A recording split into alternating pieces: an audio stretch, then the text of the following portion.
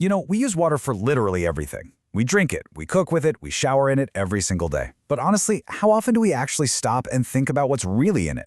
We kind of just trust that it's clean, that it's pure. But the story, well, it's a lot more complicated than that. Let's kick things off with a number that might just change how you look at your tap forever. Okay, so here's that number. 7 to 30 times. I'm just going to let that sink in for a second. What on earth could that possibly be referring to? Well, it's a comparison, and trust me, the context is pretty unsettling. Yup, you heard that right. Brand new research has found that our brains, the most protected, most important organs in our bodies, are collecting microplastics at a rate that is 7 to 30 times higher than in our liver or our kidneys. This is the exact kind of unseen threat we're going to dig into today. So, microplastics are definitely one part of the story. But believe me, they are not the only invisible danger we need to talk about. Let's take a look at some of the other contaminants that could be hiding in our tap water, and each one comes with its own set of serious risks. First on the list is arsenic. Now, this chemical can seep into water supplies from totally natural deposits, or more commonly from agricultural and industrial pollution. The key thing to remember is that long-term exposure, even at really low levels, is directly linked to a higher risk of developing some really nasty types of cancer. And then we have chromium-6. You might have heard of it as hexavalent chromium, the chemical made famous in the movie Aaron Brockovich. It's a known carcinogen, no debate there. But despite that, it's still found in tap water all over, often at levels that health experts say are just way too high to be considered safe. And this quote right here, wow, it really drives home a critical point. The danger isn't just about what we're drinking.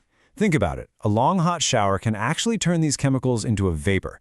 That means we're breathing them straight into our lungs.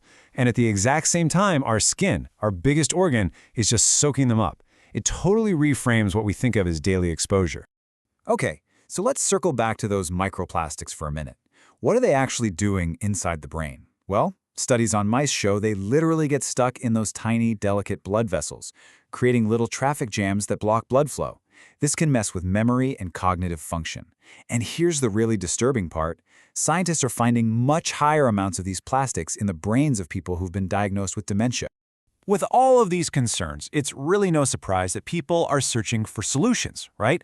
And that's led to this huge boom in enhanced waters. But is there any real science behind them? Let's break down the two big concepts you always hear about, alkalinity and molecular hydrogen. So first, we have to get a handle on pH. You probably remember this from high school science class. It's just a simple scale, 0 to 14. Pure water sits right in the middle, at a neutral 7. Anything below that is acidic, and anything above is alkaline. This is the basic principle behind alkaline water. Simple enough, right? Now, what I love about this chart is how it really visualizes everything. You can see things like coffee and soda are way down on the acidic end, while a lot of veggies are alkaline.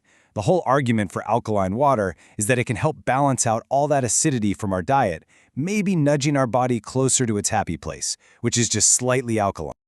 Okay, so the second approach has nothing to do with pH. It's all about infusing water with something extra, molecular hydrogen, or H2. We're talking about literally the smallest molecule in the entire universe, and that tiny, tiny size is the secret to all its supposed benefits. So what's the big deal with adding hydrogen to water?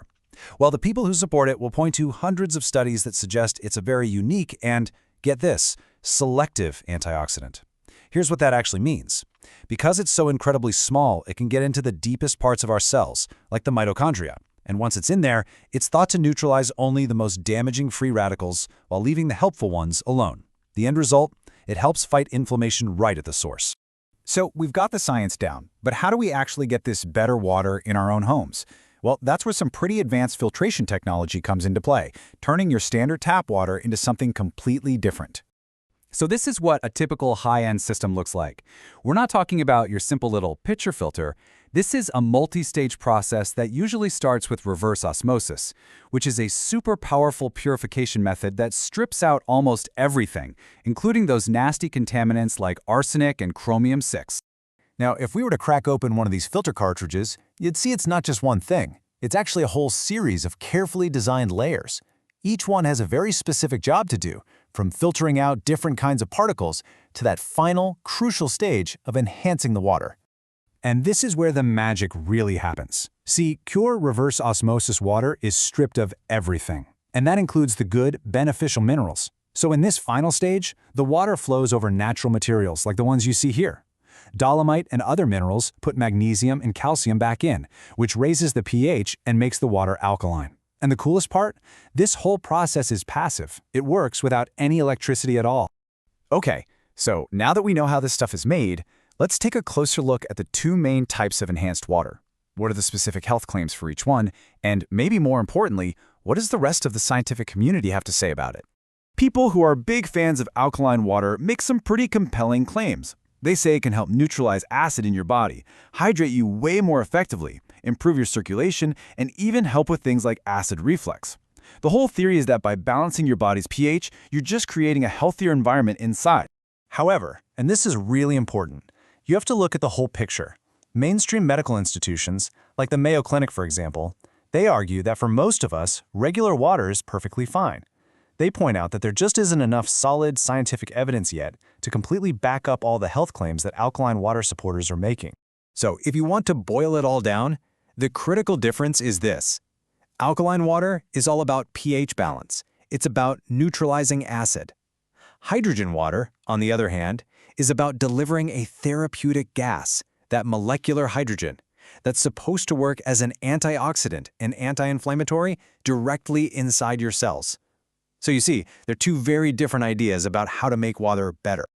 Wow, okay, we've covered a ton of ground, from invisible contaminants to the science behind enhanced water, so let's bring all this back down to earth. What are some practical steps you can take, like starting today, to make your water safer? The best advice really just boils down to reducing your overall exposure. First, and this is the most direct one, upgrade your home water filter. But the problem goes way beyond the tap. Cutting down on plastic use, especially for food and drinks, is huge. Glass is always a safer bet. Here's a surprising one. A lot of microplastics come from our clothes. So choosing natural fibers can cut down on what ends up in the water supply. And finally, a really simple but powerful rule. Never, ever microwave food in plastic. The heat can cause all sorts of chemicals to leach right into your food. You know, this all leaves us with a pretty massive question. For centuries, pure water just meant it was clear and didn't have any bacteria. But now, as we're learning more and more about these invisible chemical and plastic threats, the very definition of purity is changing. What is it going to mean to have pure water in the future? It's definitely something to think about next time you fill up your glass.